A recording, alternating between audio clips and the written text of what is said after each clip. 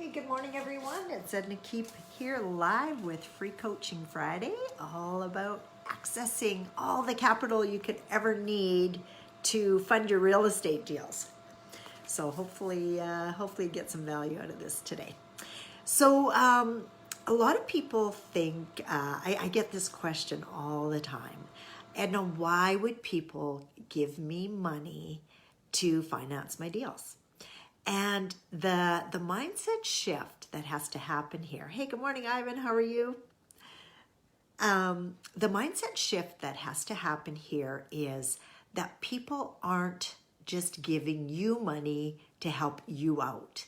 People do it because there's something in it for them. Have you ever heard that acronym WIIFM? What's in it for me? So that's what people are looking for. What's in it for me? So when you're presenting your deal, make sure you tell them that. What's in it for them? First of all, how you're going to get their principal back to them, because that's a major mistake I always see people make as they start talking return on investment as opposed to return of investment. And you know, when you're dealing with larger amounts like $100,000, the first thing people want to know is how they're going to get their principal back as opposed to the return on their money. You have to show them how the money comes back to them so that their risk level is reduced. So when you do your analyzation form, it's going to show you on there how you're going to pay your investors back. It's going to show you what cash flow you have, and then depending on the number of investors you have, how much you can pay them back each month or each quarter. Does that make sense? Okay, so first of all, that's what you do, is you work on paying them back their principal. And then you talk about the return on their principal. Does that make sense? So your return on your principal is figured out through cash flow, mortgage pay down, and equity appreciation. And equity appreciation comes in the way of forced appreciation, which is you increasing your rents, decreasing your expenses, increasing your occupancy, decreasing your vacancy, same thing, but you know what I mean. So those are the ways to start talking to investors so that you can access all the capital you need. So you got to stop thinking of, and I mean, it's okay for you to have something, what's in it for me? Because people are going to ask you that too. They're going to say, well, if you're doing all this for me, what's in it for you? Well, the fact is, Mr. Investor, what's in it for me is I do all the work, but in 5 years or so after you're paid out, then I share in all the profits. So it's a little bit more of a long-term plan with me, but I'm willing to do that to share the equity of you or with you. Does that make sense? So those are the ways that you start talking to an investor to show them how and what you're going to do with their capital. So if you can start thinking of what's in it for them and present that to them all the time, that's what's going to get you the investors. One thing that I think I've done a full video on this, but another thing that I see people make a mistake on is, I'm a brand new investor. You got all the money, I got none. Give me your money and let's practice and see what we can do with it. No. You do not want to do that. People do not want to hear that you're going to be practicing with their money. So a lot of students, what they do, and this is what was recommended to us when we started, is practice with your own money. And then when you got some track record, then you can show them, hey, I did this, I bought this house, I did that, I bought this apartment building, I did that. And that builds up your credibility. So if you don't have credibility yet that you've got that kind of experience for yourself, that's where your team is very helpful. And also why most people don't buy multifamily units all by themselves. Because you need a team. So you need a managing partner, you need team members who can help you qualify for the mortgage, and just help you manage the whole deal, especially at the beginning, because there is such a learning curve when it comes to multifamily that you don't want to be just practicing with people's money. So when you're talking to a potential investor, let them know the experience of your team. Your team, you should remember, is your realtor, your mortgage broker, your lawyer, your accountant, your property manager, your coach, your real estate investment network club that you belong to. All those different people are people that are on your team. And as you start getting into bigger deals, you're going to have more team members. Like we have different team members that have to qualify for the mortgage. And especially if you're in a situation where, you know, you don't have the money yourself. Who's going to help you qualify for that mortgage? Are you going to be able to do it on your own?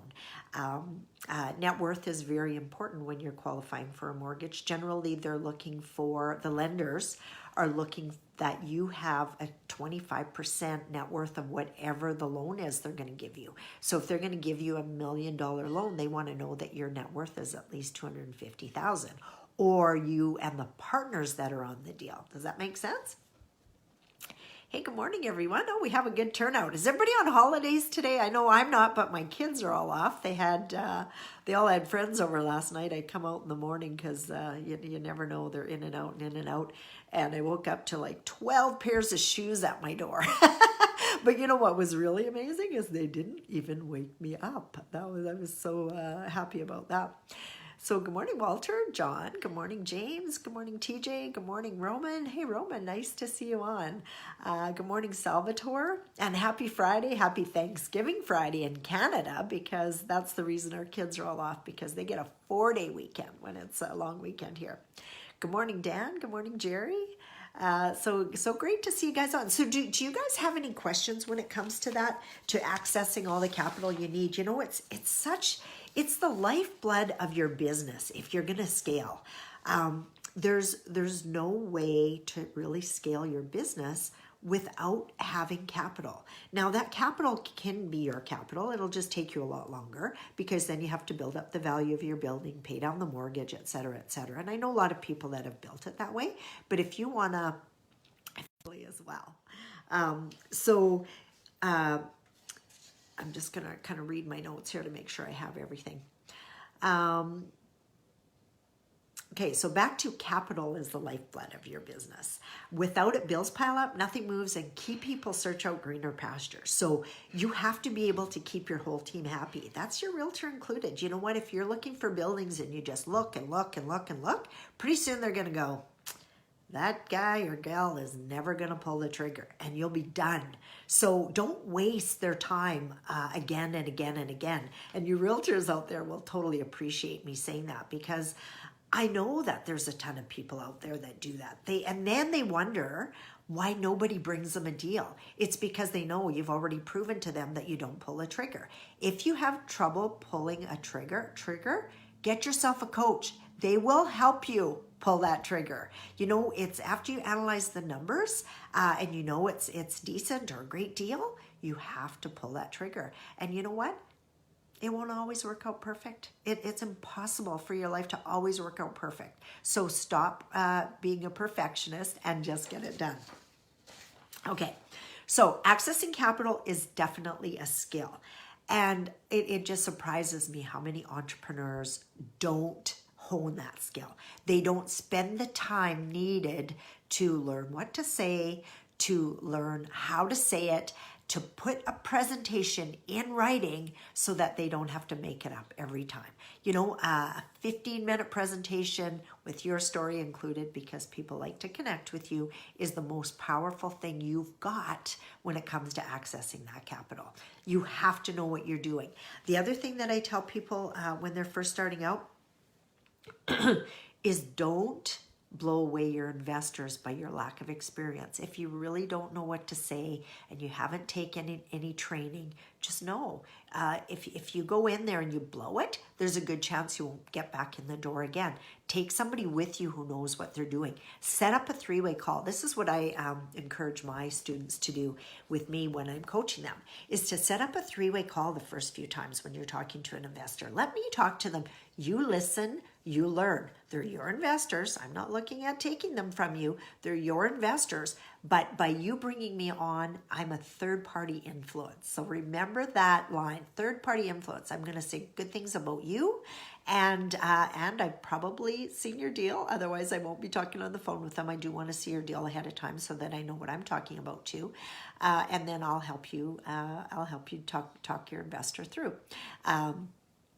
Another way to do that is to set up a group of investors in a room and have me come and present to them. I'll help you do that too. You know, I like and this is my what's in it for me, just in case you guys ever wonder. So you're always going to get people out there who go, I like that idea. But you know what? I want to be on your side of the fence. I want to do what you're doing. I don't want to be just the person putting in the money. I want to learn how you do it, and then I want to start accessing money. So then that's where I can say, well, come and take my course and I'll teach you how to do it. Now, about 1 in 10 investors will do that. It's not the majority. The majority of people will just want to be silent investors.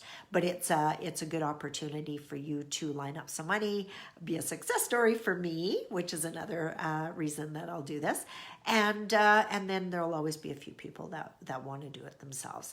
I've had people go through my course though, and still choose to be a joint venture partner. Sometimes just to learn, because I always recommend. You know what? When we started, we were joint venture partners for other people who had more experience, and it took so much of the fear out of doing the deal.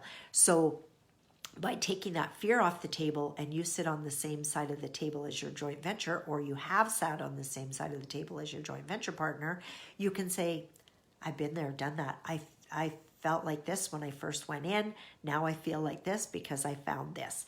And if you can talk about it from their angle, it makes so much more sense too. So don't be scared of finding somebody more experienced to help you with that capital, because maybe the first time out it's not going to be your deal that gets it. But some people, and this is a mistake I've seen a lot of people make, they go, oh, you know what, I got this investor, he's got 100 grand, he's hungry to give it to me. I'm just going to wait till I find that perfect deal. Well, guess what? By the time you find that perfect deal, that investor's long gone and you lost them.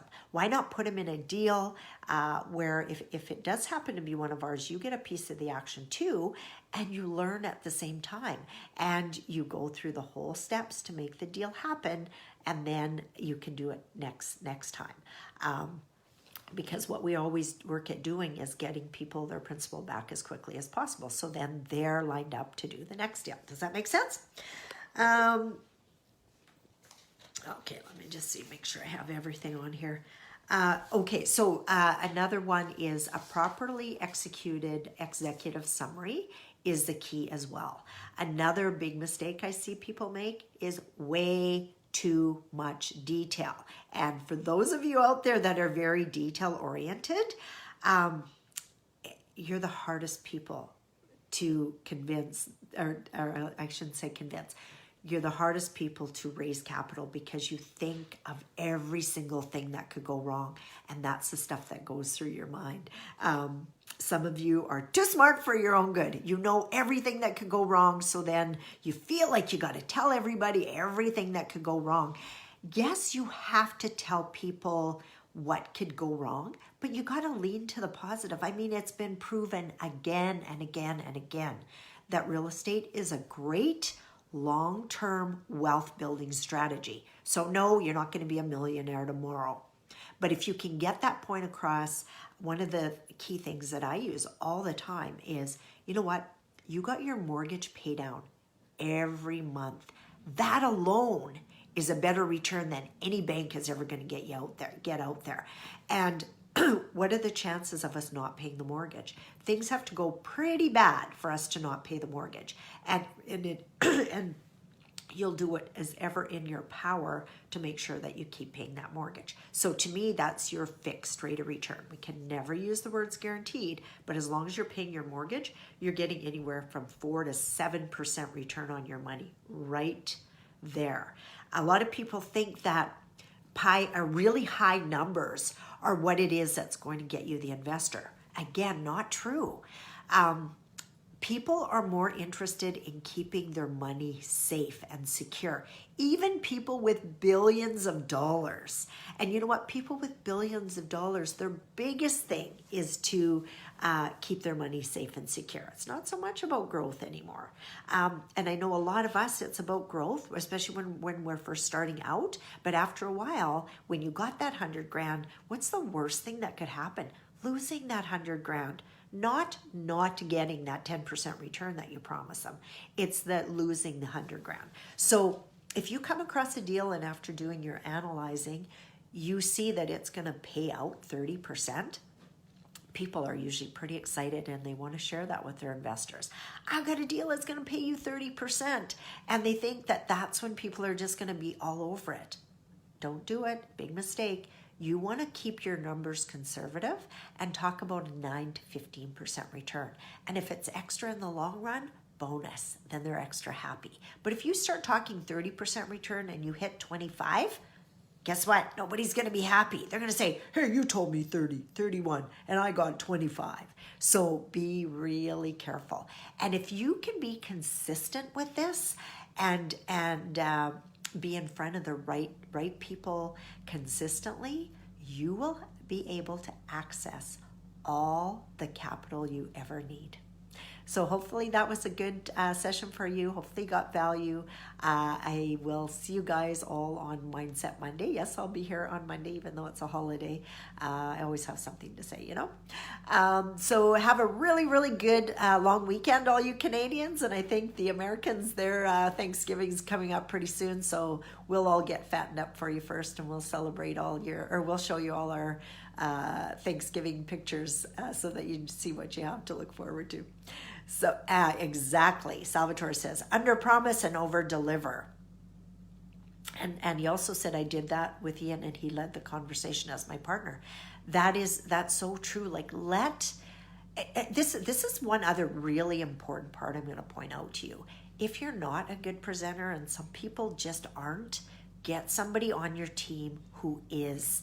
You know, there's people in our mastermind that have been able to help a ton of people because they are good presenters. They've done this many, many times. If you're not a good presenter, get somebody to help you. Don't expect them to do it for free. They'll either get a piece of the action or commission or something. But get somebody else to help you with it. If you've bombed 3, stop and get somebody else to help you. You might just have to teach them what you've learned, and help them with all the details. But sometimes, like presenting and selling are learned skills, and if you haven't got there yet, use your power team. Okay, that's a wrap. We will see you all on Monday. Have a really, really good weekend. Take care. Bye for now.